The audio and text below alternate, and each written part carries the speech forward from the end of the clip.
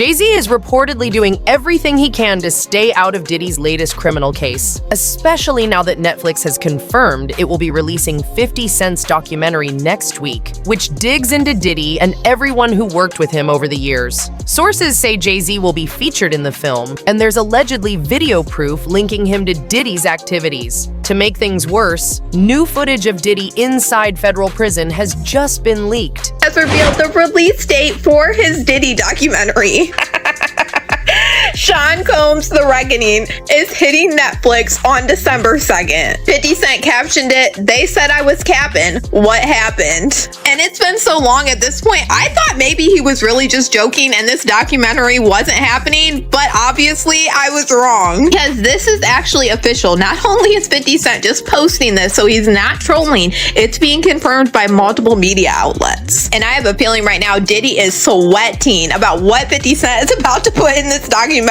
You know, 50 Cent's connection when it came to the Diddy trial. Not only that, we cannot forget during this Diddy trial, it was alleged that Diddy wanted to off 50 Cent. 50 Cent stays trolling Diddy, so I am afraid that he is probably about to drag Diddy for filth in this documentary. It's about to be so bad. This is going to be a documentary that I'm going to watch just because I want to see how 50 Cent actually puts together this stuff. Right after Diddy was taken into custody back in September 2024, 50 Cent announced that he had teamed up with Netflix to create a documentary exposing crimes that even federal investigators had not uncovered. According to reports, 50 has been holding on to evidence for the past 20 years, gathering information on everyone involved and preparing to reveal who was really pulling the strings all along.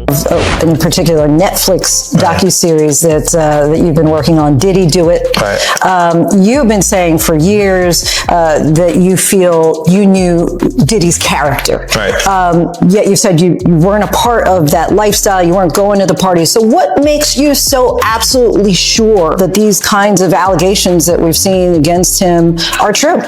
Well, I'm surprised by the allegations, as surprised as everyone else is. Like, I didn't make the allegations. I didn't tell people to say these things.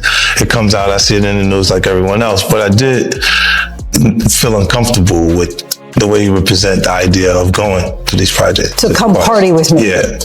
And then that swayed me away from it. Just that alone. So you didn't realize as much stuff was coming. Like when I seen today, it was allegations of 3 men that said he drugged them, and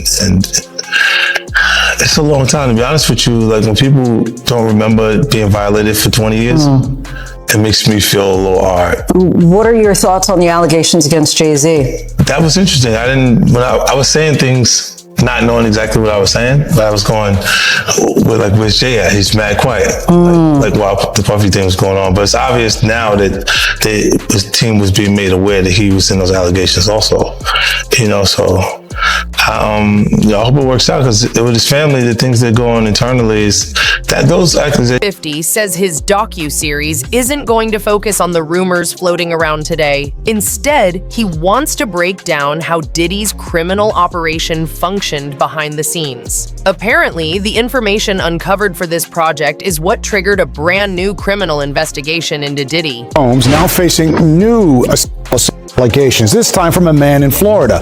According to ABC News, investigators in LA received a report from a police department in Florida where the alleged victim lives, and now they are working on the case. Eyewitness News anchor Mike Marza in the newsroom with the very latest details. Mike. Well, David, here's what we know. The new allegations of sexual assault against Sean Diddy Combs come from a music producer who went to police in Florida, but the alleged crimes happened in Los Angeles. Jonathan Hay is his name. That's the person who filed the complaint, and he's one of the John Does that filed the civil lawsuit against Combs in July.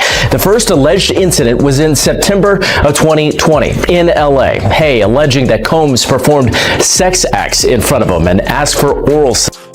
In a second incident in 2021, Hay claims that CJ Wallace, the son of the rapper Notorious B.I.G., took him to a location where 2 men put something over his head, he says, before Combs forced himself on Hay several times. Combs is currently serving out a sentence in Fort Dix, New Jersey, following his conviction earlier this year on 2 prostitution-related charges.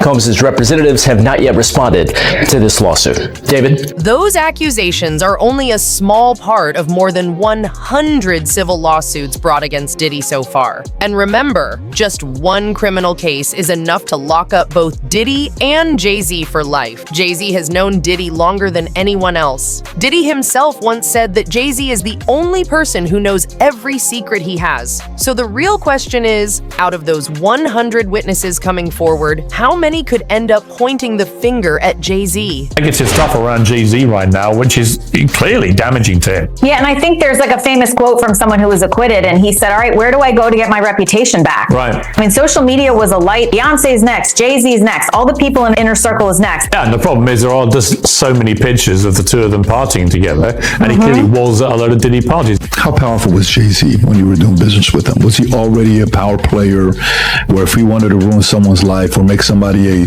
star, he could do it? I met Jay-Z and I signed to Rock Nation. I didn't want to drip myself in blood and cover myself in swimming goop, in black goop, and fucking like wear devil horns to fucking sell a record. Fuck that. All be a witch. All be that. All of that.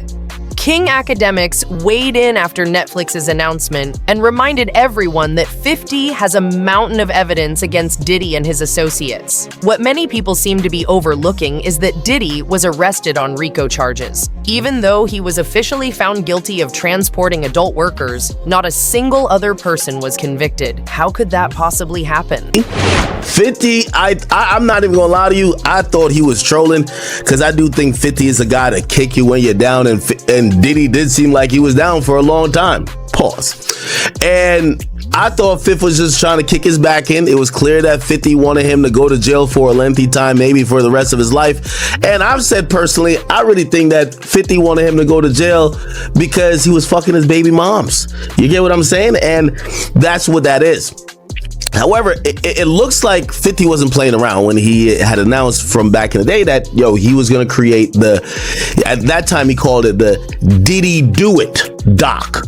And he said he was going to do it, and all pun intended, he said he was going to do the doc and put it out with Netflix, and it appears that he wasn't capping.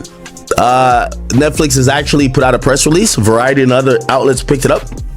And they have announced that there is a release date, December 2nd, which is the Netflix documentary series from the executive producer, Curtis 50 Cent Jackson. And it is called Sean Combs' The Reckoning. It's going to only be on Netflix. And yes, 50 is the executive producer. Now, I'm going to be honest with you. This is a huge power move by 50. Now, I love 50, so we're not going to get into certain stuff, but 50 doesn't have the cleanest history. Sometimes I feel like when they go for these type of docs, the Surviving R. Kellys, they go for the most woke person to present the doc because you kind of need somebody to soapbox. With all due respect, I'm not saying 50 had freak-offs and shit like that, but 50 is 50 Cent, bro. You know what I mean? It's like 50 Cent isn't the most model human being. Not saying he's been accused or he does stuff that Diddy does, but 50. It's widely believed that an industry heavyweight appeared on Diddy's freak-off tapes but was never charged. As new information is released, many are convinced that the mystery figure seen with Diddy was actually Jay-Z. It's also being reported that Diddy is now fully cooperating with investigators and is ready to turn over the names of whoever federal agents ask about. Always been the type of individual that want to have ups on the next person no matter what they was doing. He did the stuff to Ja Rule so he could go after Jay-Z. They not gonna come out and speak on nothing that has anything to do with them, and they praying that they not on the tape doing crazy stuff, being oiled up in the whole 9 yards. Until the feds say, hey, yo, listen here. Hey, buddy, we got you on this tape, and girl looked like she was pretty young. We're not gonna show it, but we need you to come and testify against Brother Love. That's when they're gonna start talking, and they're not gonna be talking in his favor. 250 cameras all over the house. Somebody got caught stealing a cookie out the cookie jar. When you that powerful, you didn't get that powerful without having 1 or 2 or maybe 3 ups on somebody. And so now we have 2 people come out saying that Diddy was talking to the feds. Do you think that's true?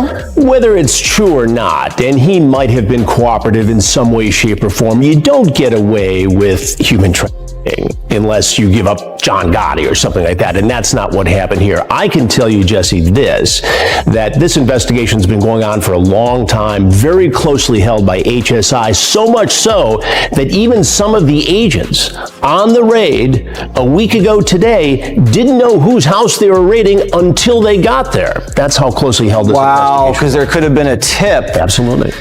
And there are allegations that he was paying law enforcement through his chief of security, which also happened to be Michael Jackson's chief of security. I don't know if I buy into that. You know, people in Diddy's situation like to have those involved in law enforcement close to them. But that doesn't mean they're taking payoffs. That doesn't mean they're doing big favors. They like that closeness. It's just like how Diddy was able to court Diageo or Estee Lauder. He was very successful in doing that, and that made him a lot of money and gave him credibility outside the hip-hop rap world. And that's what he was trying to do here, a lot like what Epstein did with very powerful... Gene Deal has backed up these claims. He says he personally witnessed Diddy acting as a federal informant. According to Gene, Diddy's confidence didn't come from power. It came from protection. He wasn't untouchable because he was feared. He was untouchable because he was feeding the government information. As long as he stayed useful, there was no reason to go after him. And now, that cooperation may be used to take down Jay-Z. That's a confidential informant. They'll let you do crimes as long as you don't do no and stuff like that. They'll let you go around and pay you to protect them. You understand? To protect him. We had a lot of people on the payroll when we was doing security. Everybody had, somebody might have this first 10 hours, that 10 hours, or whatever. He was paying law enforcement. He had a budget for law enforcement. Now, if something goes wrong, those people got friends in certain places. Then, plus, he tells his handler, yo, can you make this go away for me? I'll give you this and that. Now, that could be a lot of speculations or whatever like that. But why would you have or be working for an FBI agent if you're not an informant? Why? So when you got that kind of money, you could hire people to make a lot of things go away for you. Like you hire lawyers. Those lawyers have police officers and people working for them and investigators. Those investigators were former officers. So all of them in the backyard in Diddy bed together. So Diddy's strategy, snitching on the people around him, might actually be working. TMZ reported that a presidential pardon is already being prepared, and he could be released from prison as early as December. Diddy could be a free man by the end of this week. We broke a story last night that Donald Trump is seriously considering commuting his sentence. And there has been a lot of fallout with our story. By the way, commuting his sentence before he's even in a prison. Right. He's still at Brooklyn MDC waiting to find out which prison he's going to. But this is something that President Trump is considering. And the fact that he's considering it is causing a bit of an internal war at the White House because not everybody in the administration thinks this is a good idea. So we are told this, and this is coming from somebody high up in the White House. We broke that story, incidentally, that right after the sentencing, his legal team, Diddy's legal team, got in touch with somebody who had the president's ear, and that the president was looking at the paperwork. And the president acknowledged that like 2 days later. Yeah, in the Oval Office. 2 days later. Yeah. So we now know that Trump is considering, we're told that he's kind of waffling, he's going back and forth on this, but there are staffers in the White House telling him, But 50 Cent is determined to make sure both Diddy and Jay-Z end up behind bars. After hearing about the possible pardon, 50 said he would call President Trump himself to make sure Diddy doesn't walk free. In the end, though, he didn't even need to. Less than a week after news broke about the pardon, Diddy was caught drinking while in prison, a serious violation that could add a full year to his sentence. Well, Sean Diddy Combs facing more time behind bars. His release date pushed back to June of 2028 instead of May of that same year. The news coming after reports of Combs drinking in prison, something he denies after he was accepted into a rehab program in prison that could have reduced his sentence by up to a year. He's also been accused of making a prohibited three-way phone call from prison. Here to make sense of it all, NBC News entertainment correspondent Chloe Malas and defense attorney and friend to Top Story, Sarah Azari. Guys, thanks so much for being here, both of you. So Chloe, I'm going to start with you. I'm being told you spoke to Combs' rep earlier. What did you learn about this issue? Sure. So Combs' representative, Judah Engelmeyer, telling me by phone earlier today, Tom, that yes, a three-way call was made between one of Combs' lawyers, who did bring in another person on that call with Combs while he has been at Fort Dix, but that there was nothing improper about it. But again, that is not something that you were supposed to do at all. So those lawyers should have known better. As for drinking, he doubled down and said that Combs was not drinking and that in fact he's been admitted into this very specialized rehab program that Fort Dix offers is actually going to potentially lower his sentence. Yeah. He could be released earlier because of that. So they're saying he's done nothing wrong and that any reports that he has been drinking is completely not true. Sean Diddy Combs is setting the record straight about his life behind bars, following a report that said the rap mogul, who is serving a 4-year sentence for 2 prostitution-related convictions, was caught drinking homemade alcohol in prison. His spokesperson emphatically denies the allegation, telling People magazine in a statement published November 9th, there have been several false and reckless reports circulating about Mr. Combs. He has not violated any prison rules. His sobriety and self-discipline are priorities, and he is taking them seriously. The 56-year-old was recently transferred to a low-security correctional facility in New Jersey after spending over a year at the Metropolitan Detention Center in Brooklyn. At the new institution, he was alleged to have created a mixture of Fanta, sugar, and apples, which ferments into alcohol after 2 weeks, TMZ reported. The spokesperson continues, this is only his first week at FCI Fort Dix, and unfortunately, rumors will surface throughout his time there. We ask the public and press to give him the benefit of the doubt, the privacy to focus on his personal growth, and the grace to move. Right around that time, videos from inside the prison started coming out, and surprisingly, Diddy didn't look bothered at all. In fact, he looked unusually cheerful. The big question is,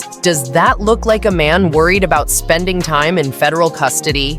Video of him at Fort Dix reporting for work in the library, where he is making recommendations and handing out different movies and books for his fellow inmates. I'm really fascinated just by the library itself. You're seeing him here. This is him reporting to work, taking off his jacket, taking off his scarf, and settling in for a day on the job. It looks like a public school library. Yeah. It's this was the chapel, and this is the media library in the chapel, which is where Diddy's currently working. He's working in a Life Connections program, which is an 18-month program that helps rehab people and get them closer to spirituality, to charity groups, and with that, it will shorten his sentence. But in this media library, he helps inmates with religious material, rent out movies, that kind of stuff. You see him pushing a really cart interesting. with a TV on it. Yeah, I mean, he was in the laundry room when he first got there. Yeah, this got to be his first assignment. This got to be a promotion. Yeah, it feels like a promotion. It feels like maybe he tried the laundry room and put in a request for something different. Yeah, it does. It does sound like he used maybe possibly some connections. 50 Cent immediately started mocking the footage. He joked that Diddy looked so relaxed because he was exactly where he wanted to be, surrounded by attractive men. Biggest troll in the rap game, man. It's yes. Diddy's birthday, November 4th. Oh, yeah, man. Today. Yeah. It's his birthday. Yes. And he happens to put up a post of him, and, you know, there were some pictures released of Diddy on the yard with a couple other prisoners. Mm-hmm. Crazy to see prisoners, right? Yeah. You know, he had Bad Boy East, Bad Boy West, that's Bad Boy Prison stuff. Yeah. But he put up a picture of those pictures, and he said he looked too happy to me. with all them handsome men around. Good morning, New York City. Wow. Oh my God. Dude, how does 50 get away with this? I don't know. Because we were talking about, man, 50 don't lose any brand deals. He don't lose any endorsements. He can walk in and sell TV shows. Oh, yes. You know, he can be in the boardroom and also be petty as hell, too. Yeah, man. Even when he sat down with us, he kind of explained a little bit about him and Diddy and the beef. I haven't had issues with Puffy. I don't like him like that. Like, I don't like things that he would do and make me uncomfortable. So we're speaking on Diddy. We're speaking on Puff. Yeah. Okay. But I don't have that thing where, we ain't had no thing. I wasn't sending nothing at him, big. If it was from the street side like that, we would be actively doing things to each other. I still don't understand. And we wasn't doing that. I was still trying to figure out, you do a lot. Yeah, he does a lot. You do a lot. And the uncomfortable part was when he was talking to the Breakfast Club. And he was mentioning how Diddy wanted to take him shopping. He said something fabulous, and he goes, but me and you, we ain't party. Like, we need to party. What is he talking about? That's the kind of stuff. When people say that to me, I get a little uncomfortable. I get uncomfortable. Like, he said something to me one time, a long time ago, at Chris Lighty's wedding. He told me he'd take me shopping. I looked at him like, what you just say? Let me move, man, before I do something. You're gonna make me mess up the wedding. Oh, that's a nice gesture. Let me get out. No, dude, you take me. That's what a guy says to a girl. Hey, dude, that sounds like something Mariano would say. Yeah. That's a nice gesture. Like, no, you don't.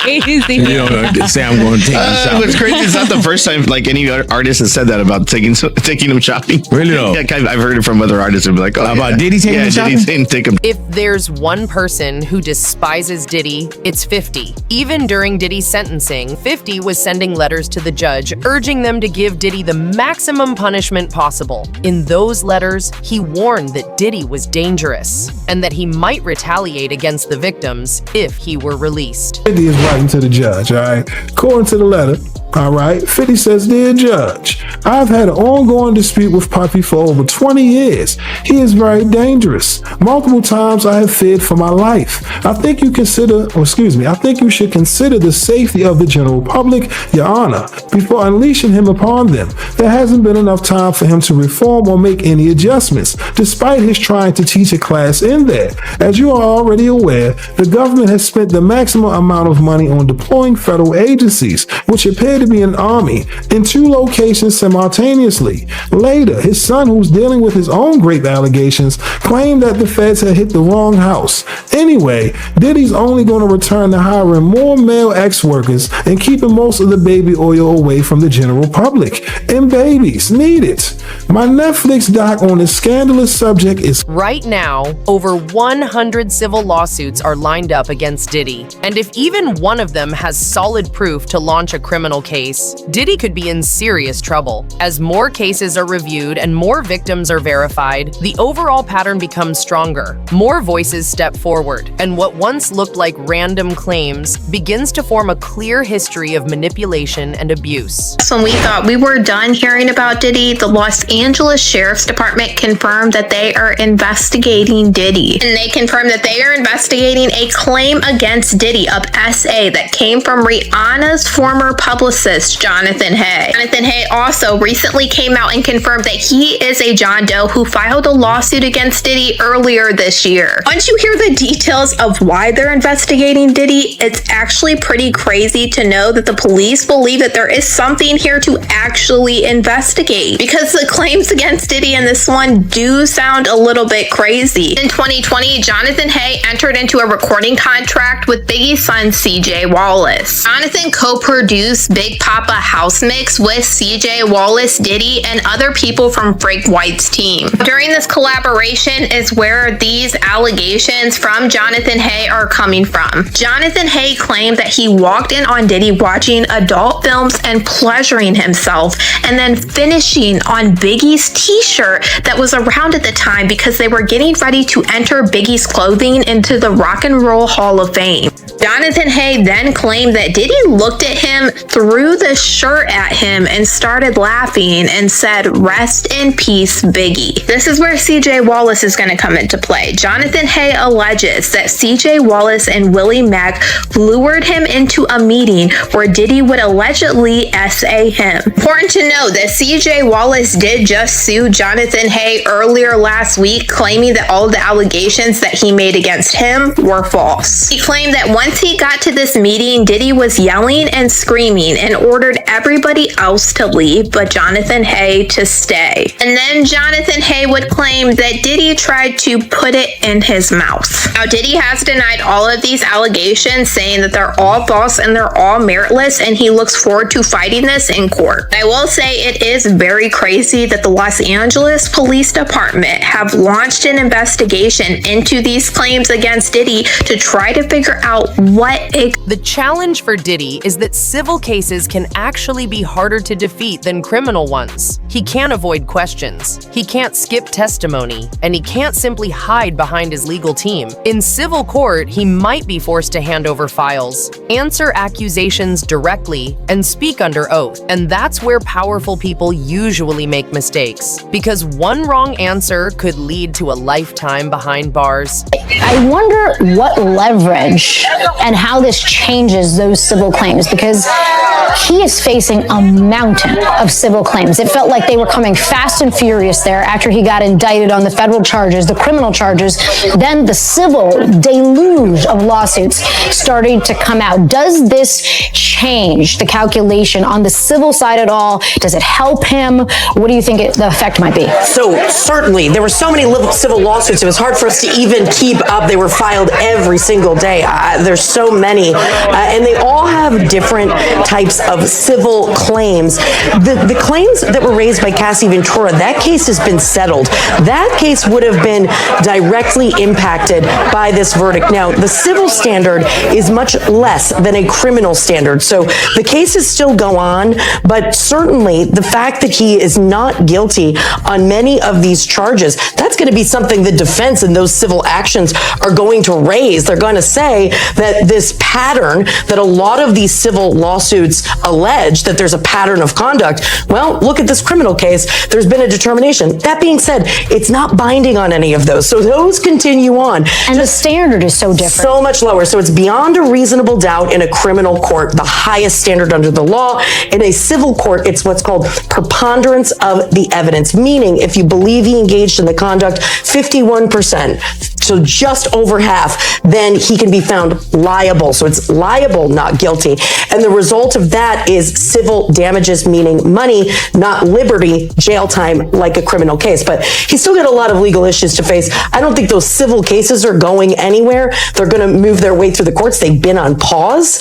But interestingly enough, Laura, you don't have the same Fifth Amendment rights that you do in a criminal case. On top of that, Diddy is losing control of the narrative. Videos are leaking. 50 Cent's documentary is almost here. And now, witnesses who claim to have seen the freak-off tapes are speaking publicly. Diddy even tried to sue one of them for $100 million, but lost. That same witness may now appear in 50's documentary to tell everything. Said he saw Justin Bieber on this tape and he appeared to be underage during this time. He also saw Usher on these tapes and Usher definitely appeared to be underage. And this one gave me the chills because we've heard that Usher is the one that sent Justin Bieber to Diddy. Courtney Burgess sat down with the Too Strong channel here on YouTube and started naming some of the celebrities that he saw on these tapes. Were kids involved in these parties that you can verify from looking at the tapes? If Justin Bieber was older, he's supposed to have been, yes. If Usher was older, well, Usher was definitely young. Okay. You know what I'm saying? His shoulder part was the blood was all in his bed. You know what I'm saying? It looked like they came home from a event, a party or something. Went on to explain how Danny Boy was also in one of these videos with Mary J. Blige and Diddy together. And Danny Boy admitted when he was 15 that Mary J. Blige flew him out to New York and he slept with her while he was underage. Mary J,